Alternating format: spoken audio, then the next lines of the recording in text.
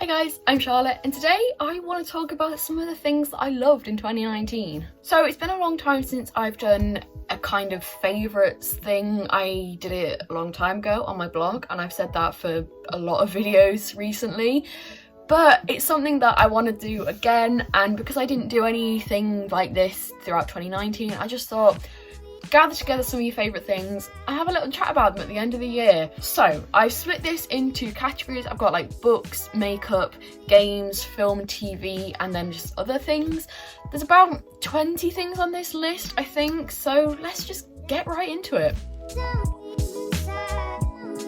The first book I want to talk about is Nevernight by J. Kristoff, and I am still kind of in awe about this book. I knew I was going to like it going into it because it's a fantasy about a girl who witnesses her father's murder and then wants to avenge him by becoming the best assassin there is, essentially. So I knew from that premise that I was going to enjoy it because I love fantasy. I love things with female characters who aren't afraid to stab and kill, and it's a bit dark, it's a bit gory, it's a bit adult, and I really love this. It had a bit of everything. Like I said, it had a female character who has a sword, it has sarcasm, it has a bit of blood, it has training sequences. It's just truly a 5-star read and a new favourite. I absolutely love this book. I am kind of ashamed that it took me this long to get to it because I got this for my 21st birthday, I think, which was 2 years ago. So oops, I guess. I got to it finally at the end of 2019 and yeah, like I said, I loved it. I plan on reading the second book, God's Grave, this month, and I'm hoping that I enjoy it as much as I enjoyed this one. I'm sure I will because this ended on one hell of a cliffhanger. Something bad happened to one of my favourite characters from this book. There were twists and turns and things that I didn't see coming, and I just need to know more.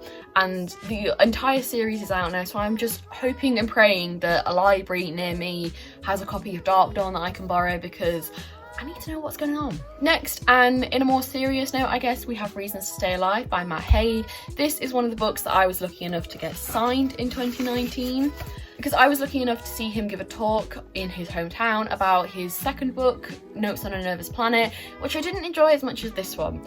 But basically this is a memoir of sort about his life and his battles with depression and anxiety, more so the anxiety in book 2 and the depression in this one. But yeah, it's just a mental health non-fiction book, and I really appreciated and loved this book. I read it at a time in my life when my own depression and mental health symptoms were not great thanks to certain situations I was in, and my god, did I need this book. I kind of picked it up on a whim because I had credits on Audible and it was a 4-hour, 5-hour book, so I was just like, I'll listen to it, and listening to it was exactly the right choice. I then bought this at the event I went to and got it signed, as I showed you. But just hearing Matt Haig himself talk about his own struggles made it that much more personal, and I have mentioned this in a past video, so whichever one that was, I will link it down below and everything, because I'm just kind of speechless with this book. It really affected me, it really hit me, and I really needed this book, and it's probably one that I will reread when I'm in a bad place again, because it just seeing some of the symptoms and things that I have experienced and felt and gone through, obviously not exactly the same as this, but similar things to sort of a similar extent, was just so validating and nice to see, and it made me feel like I'm not weird, I'm not a bad person for feeling these things. I'm just depressed and I can't help that, and they are perfectly valid, normal things to go through if you are suffering with depression. And just, I don't even know how to put it into words. It was just so refreshing and so real, and I absolutely love this. It's one of the best books I've read that features depression, be it fiction, non-fiction. It's just this one. I cannot praise it enough. I will say though that it's not for everyone, so if things like that trigger you, stay away from it. But if, like me, you just want something to say like, look, you're not a freak for feeling like this, definitely pick it up, because it's heartbreaking to read about someone else going through the things that you've gone through when you know how painful they are, but at the same time it's just it's nice to know that you're not alone. So yeah, I highly recommend this one. And then on a slightly lighter note, I guess, we have We Are Young by Kat Clark. I say slightly because this one also heavily features mental health.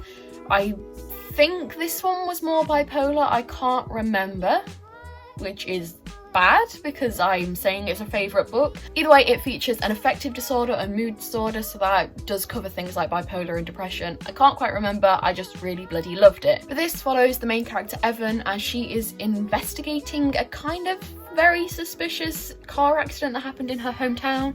But it just so happened that her stepbrother was in the car with 2 other people that he didn't know, and they all died in this accident, and everybody's confused. Everybody's like, why were they all together? What's going on? And Evan wants to investigate this. It's a kind of heartbreaking story in that sense, but also very heartwarming because as she's following this investigation, it brings her back together with her estranged father. It kind of ties him and then her other family, being her mother, her brother and her new stepdad, together. It also kind of does tackle abuse because her new stepfather is not everything that he seems. He is not a great guy. So it has themes of that going through. So if you're sensitive to that, again, please be aware of that. Please stay away from it if it is something that will upset or trigger you. But it just handles it in a very realistic way because her mother is kind of blind to it at the beginning. But then for once in a YA book, she actually listens to her children. She actually sits down and listens and understands where they're coming from. And I don't know, it's just seeing the mother-daughter relationship in this reminded me a lot of my own that I have with my mum. Even though Evan's mother was married and then remarried to Evan's stepdad, I see her very much as like a single parent. She is the one that Evan goes to when she has a problem. She is the one that Evan was close to, and I don't know, it just very much reminded me of the relationship I have with my mum, who is a single parent and who I absolutely love to bits and who has done an amazing job raising me. Look at me, here I am. Anyway, yeah, I just really appreciated the family dynamics and values in this. It's not often that you see them in YA, so to see it so at the core of this story was really refreshing and I really liked it. And even though it was dealing with heavier topics, the fact that they had that bond and were able to overcome difficulties and listen to each other and respect each other was just really nice. Again, I have talked about this in a wrap-up, I think, so I will leave that link down below if you want to see more of my thoughts. But just know I gave it 5 out of 5 stars and it's probably my favourite Kat Clark book. One of the best YA contemporaries I've read in a long time. And then finally for books, and this is kind of a cheat, but it is still a book, so I'm counting it because it is a book. But we have Strange Planet by Nathan Pyle.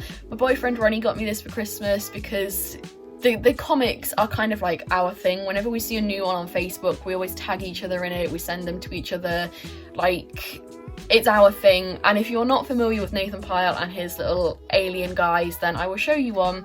But basically they are aliens and they are navigating the world in their own little weird alien way. Like, where's one of my favourite ones? I have to show you one of my favourite ones because then you will fully understand. Here we go, it's the toothbrushing one. So, you know, when we would say like, oh, before you go to bed, brush your teeth. This is how the aliens do it. Look at that. Oh, I love it. There's something so stupid about it, but so cute. And I love it. And I was not expecting to get this for Christmas. I knew the book was out, but I didn't think it was actually like out physically in shops and stuff until I came across it in Waterstones. I very excitedly sent him a picture being like, look, it's out in the wild. It's here. And then he got me it for Christmas. And I don't know. I'm so grateful for it, for this silly little alien book, because I love them. So thank you, Ronnie. You did good with that. And yeah, it's just so cute and like heartwarming. And I have read the entire book. It didn't take me long because, as you can see, it's short and it's all comics. So yeah, I just really enjoyed it. As for games, I've got quite a few here because I have played a lot more video games than I have done anything else this year. I'm a booktube channel, but I play a lot of video games, so we're talking about that. But firstly, we have Assassin's Creed Odyssey. I am very new to the Assassin's Creed franchise and stuff. I started playing with Origins last year, I think last year, 2017. I can't remember when I got my PlayStation, but I started playing Origins, and then I'm kind of working my way through the new releases, and then I will eventually work my way through the back catalogue. I have a lot. I just really want to get the most out of Odyssey and Origins. And I've bloody done that with Odyssey. I only have the Atlantis DLC left, and then like whatever little quests are on the map that I feel like doing. But this game, I actually don't think it's as good as Origins, like technically and with the game and graphics and things, but I really enjoyed the story of this one, especially because they added the feature where you can choose which character you want to play as, and it's almost a kind of choose your own adventure thing. Not really, but there are like choices that you can make that can affect the rest of your quest and your storyline, etc. But in this, you are playing as one of the main characters, either Cassandra or Alexios, and they are a descendant of Leonidas.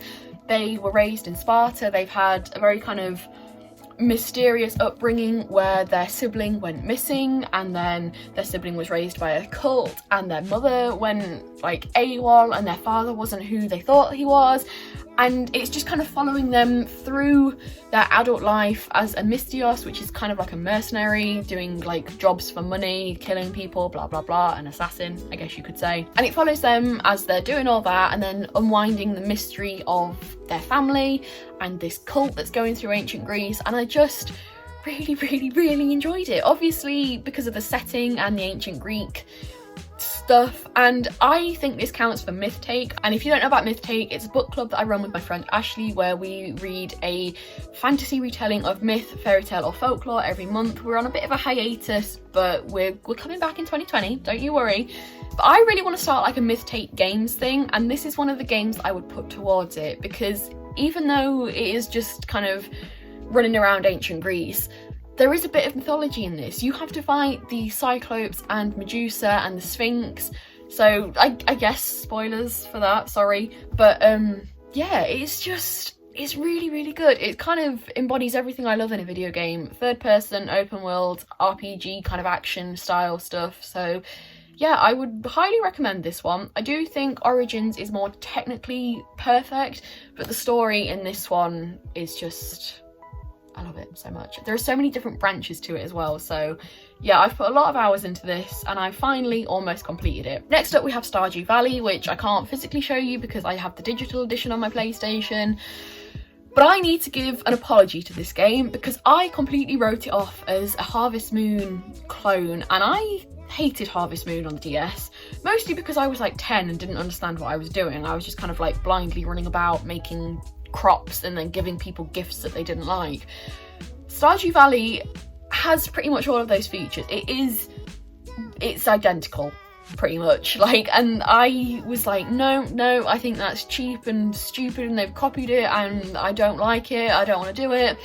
And then I started watching live streams of people playing it, and it looked so cute and wholesome, and I really needed that over summer, so I bought the digital edition and haven't been able to stop playing it since. I'm into like my second year on my farm. I'm married, I have chickens, I have a lot of chickens, I have rabbits, I have a cow, a goat, a sheep. I thought I had a pig, but I can't find it, so I think I either lost my pig or didn't buy one. But either way, I'm very happy with my little farm. It's a very wholesome, easygoing, relaxing game. If you just need something mindless and cute where you don't really have to focus on the story, there's no gore, there's no killing anybody, it is literally just you own a farm, you've got a few skills that you can level up. What more do you want? If you were a fan of like Farmville, or if you actually did like Harvest Moon, please just give it a chance. But don't do what I did. Don't write it off. Just give yourself the chance to enjoy a relaxing, wholesome game, because I bloody love it.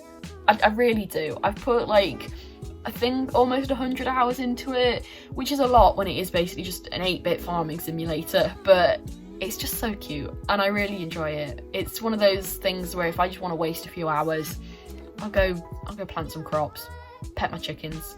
It's great. Next up is Civilization 6, and I'm showing you my Switch version because, again, it's on my PC and I don't have a physical copy. I mean I do, but this is for Switch, but I want to say my favourite version of Civ 6 is the PC one. I only recently got this because I got a Switch for Christmas, so I haven't put as many hours into this as I have the PC one. My PC one has about like 200 hours into it now, and I love it. Again, it's one of those mindless games where you can just sit for literally 12 hours and play a game of Civ. If you don't know what this is, it is a turn-based strategy game where you essentially have to take over the world.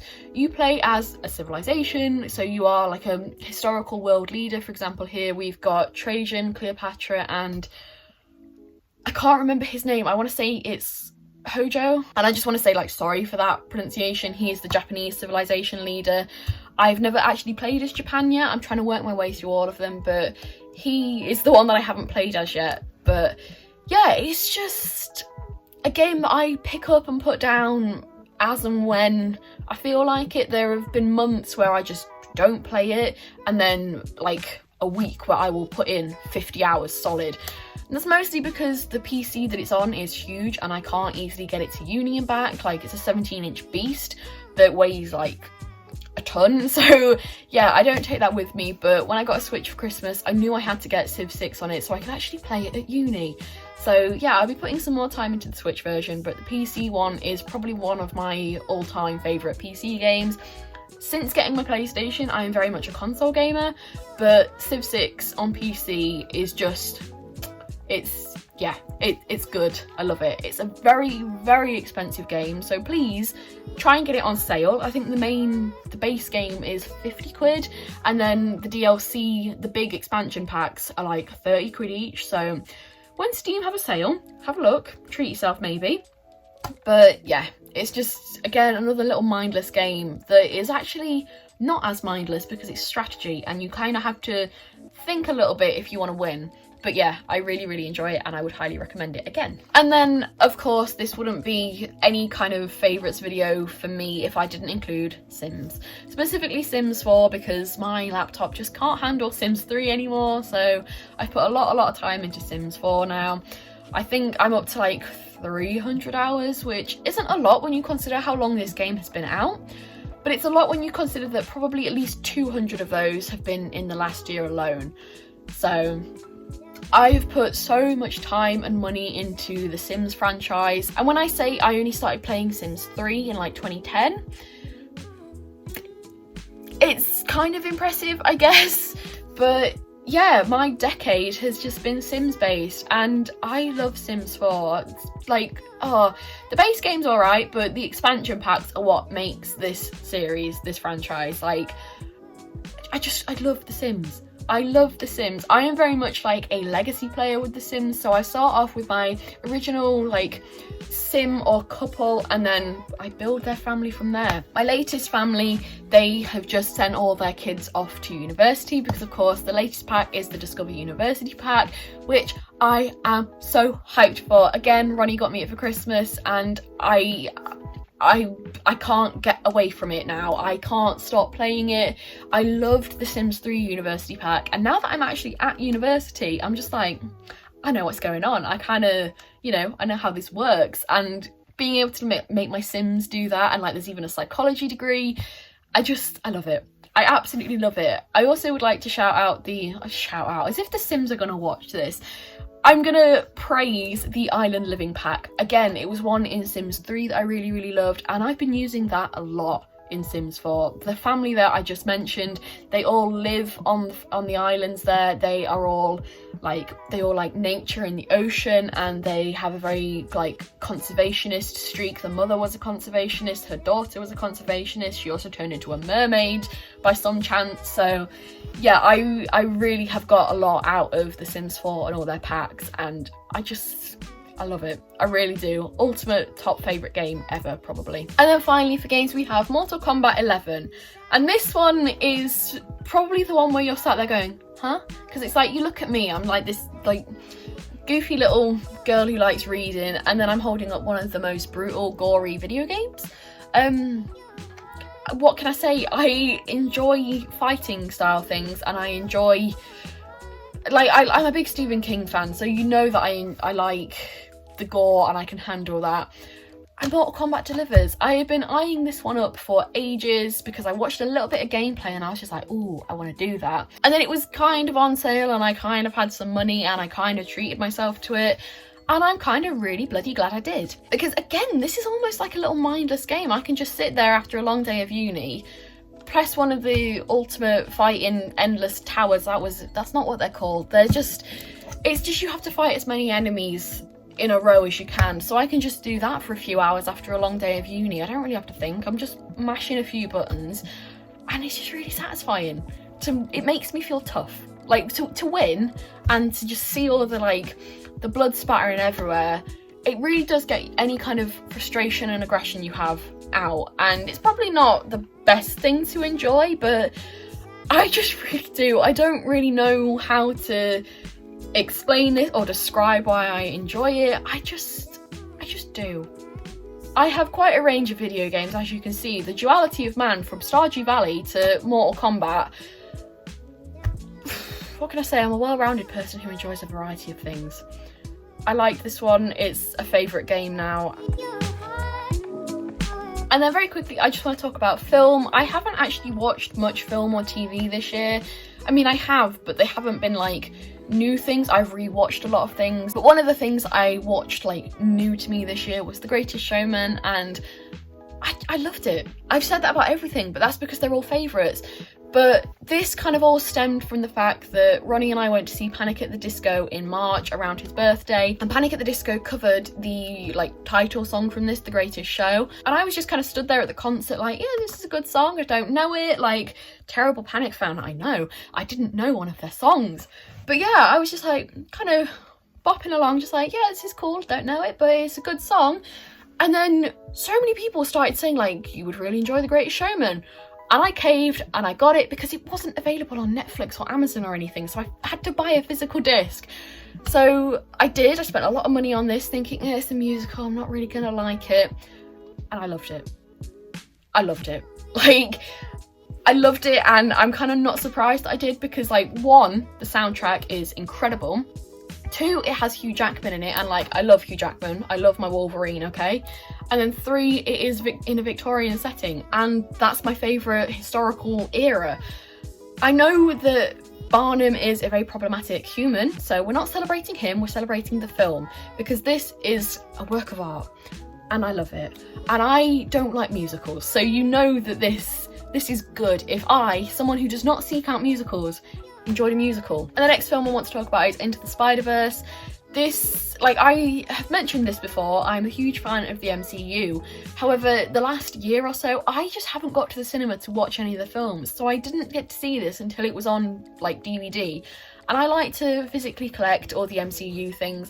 I like to have them because it's my favourite franchise. They're my favourite films. I love all of them pretty much.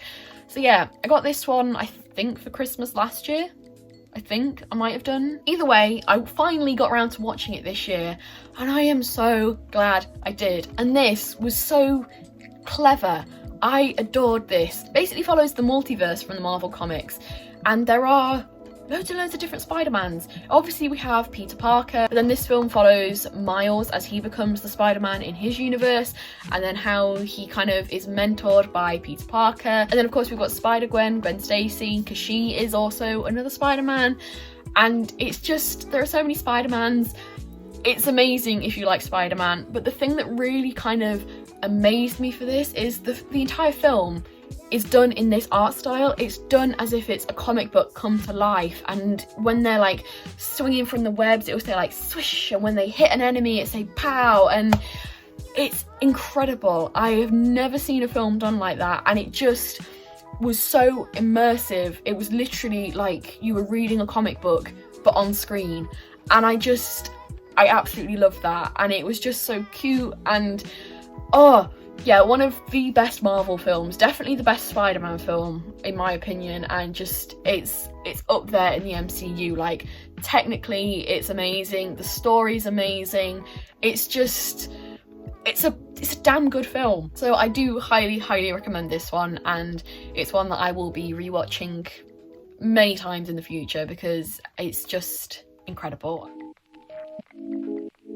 And now into makeup. The first little thing I want to talk about is this lipstick. It is Kat Von D's Everlasting Liquid Lipstick in the shade Lolita 2. And I know that she herself is a problematic person, but she does a fucking good lipstick, let's just put it that way. I haven't tried any of her other makeup, but I really wanted, for my birthday around that time, I really wanted a high-end liquid lipstick, and Ronnie and I went shopping for my birthday. I found these in Debenhams, I swatched this one and he very kindly got it for me, and I have been obsessed with it since. It's now my most used lipstick. I love it. This shade is like, I don't want to put it on my hand because it will take forever to get off, but I'm going to do it for the sake of being a beauty guru for a second.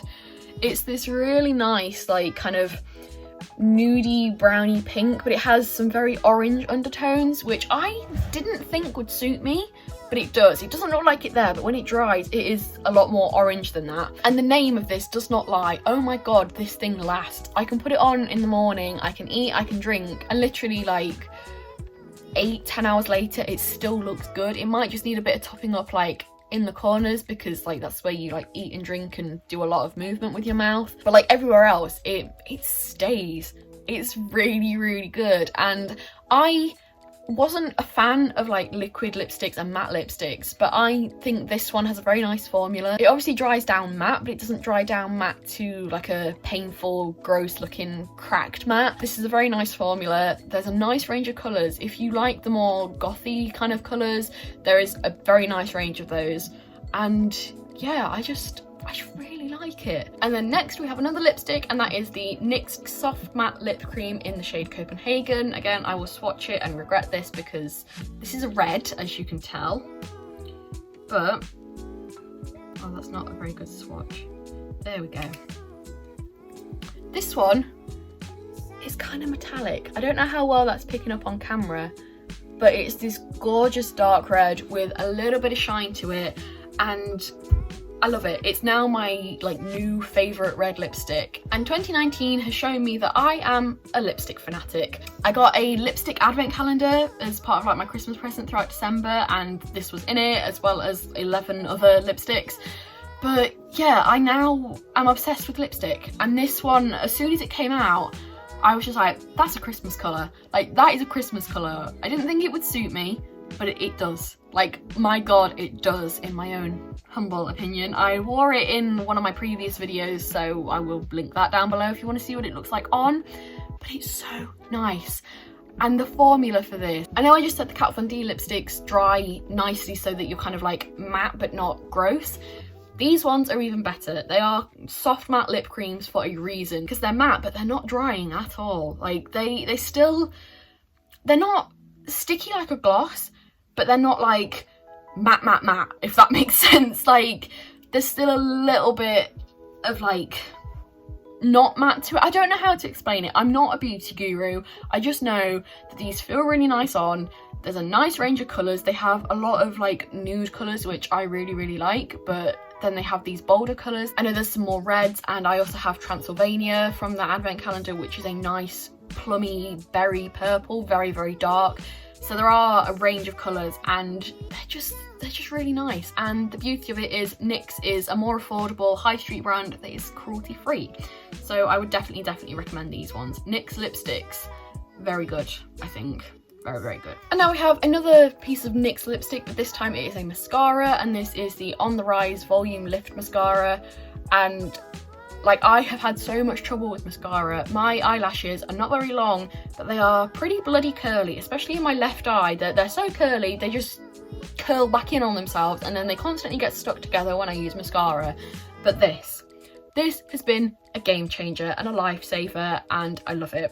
Again, it is more affordable because it's from NYX and it's cruelty free, but it just works for my eyelashes, and I really like it. For my short, stubby, curly little eyelashes, it actually gives them like life and makes them look a little bit longer than they actually are, and it just feels nice on. I tried some other NYX mascaras and they weren't great. I tried the Doll Eyes, which just kind of did nothing, and then I've got, I can't remember which one it is, but it was supposed to be like super volume, and it just, like, the brush was impossible to use and it just smudged everywhere. This brush looks something like that. I don't know if you can see that. It's the Beauty Guru thing, that's what they do. But yeah, it looks like that. It's nice to apply. It looks nice on my short little eyelashes, and I really like it. The final makeup piece that I want to talk about is the Game of Thrones Urban Decay eyeshadow palette, and I will get it out of the box and show you it in all of its glory. We have it like this, where you open it and you have obviously your mirror, like, oh god, this is like Inception. This is my filming setup, isn't it glorious? But then like the design feature of it is you have a little pop-up Iron Throne, which I really like. And when I finally hit pan on this, I will display that, I think. But then this is the palette itself. It's split into 4 sections. So we've got like Wildling colours, Stark colours, Lannister, King's Landing, and then Khaleesi, Dothraki, Daenerys is her name. And yeah, I just think it's absolutely gorgeous. There are a lot of like glitter shimmer shades in it, which I didn't think I would like, but I actually really, really love. And I've used pretty much all of them. I think the only ones I haven't really used are Bend the Knee and Frozen North, because the purple intimidates me. I really want to do something. I've used that one. I've used Stormborn a little bit, but not much. So yeah, I really want to use Bend the Knee. And then blue just doesn't really work for me because I have brown eyes, brown hair, and very like warm toned complexion, and I just kind of don't use cool tone colours, and blue just doesn't do it for me. I don't wear a lot of blue. I say wearing a jumper with a navy stripe on it, but I don't wear a lot of blue. It doesn't suit me as well as someone with like blue eyes. Like I think my mum has blue eyes. I think that colour would look absolutely amazing on her. It was the first piece of high-end makeup I bought for myself, and I am so glad I did. It has kind of ruined me for other makeup because now I can see the difference between high-end and affordable makeup, especially with eyeshadow. Like these are just so buttery and pigmented, and they go on like a dream. They blend like a dream. They're absolutely gorgeous. I love this palette. I use it pretty much every time I use eyeshadow. I absolutely love it. I love the range of colours in it. I love, even though they are all shiny and glittery, apparently I like that. I use glitter every time I use eyeshadow now.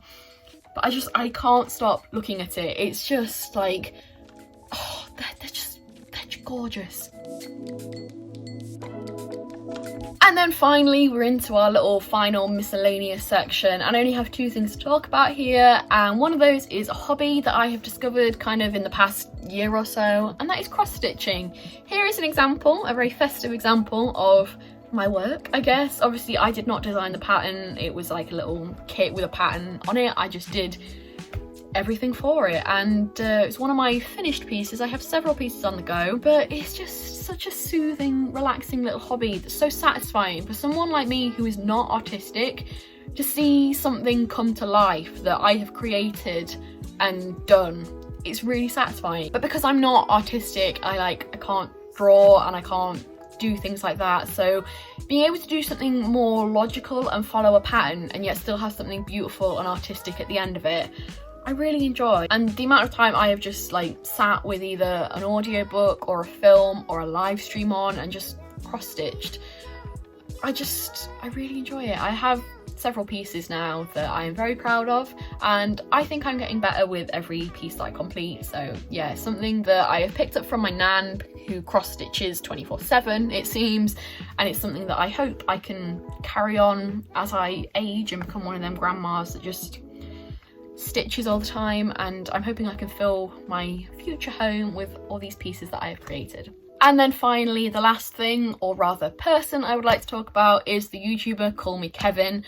I discovered him thanks to Ronnie, and since then I have not been able to stop watching him. He's hilarious. He is a very chaotic YouTuber who plays video games, but he doesn't do it properly. He doesn't sit down like I do and play a video game and do everything seriously. He deliberately does everything chaotically. He deliberately ruins everything, and it's hilarious. And you can just like pop any video of his on. You don't even have to like know the game and you will laugh, I promise you. Like, he's done popular games such as The Sims 4. He's got a very long running series for The Sims 4. He's done things on new releases such as Man of Medan, Planet Zoo. He's done Skyrim videos, and then he's also done like lesser known games that like some I've never heard of. He's done games on like the PS1, the PS2, like games from way back in the day. For example, he played the Bratz PS2 or PS3 game that I remember playing with my friends on their consoles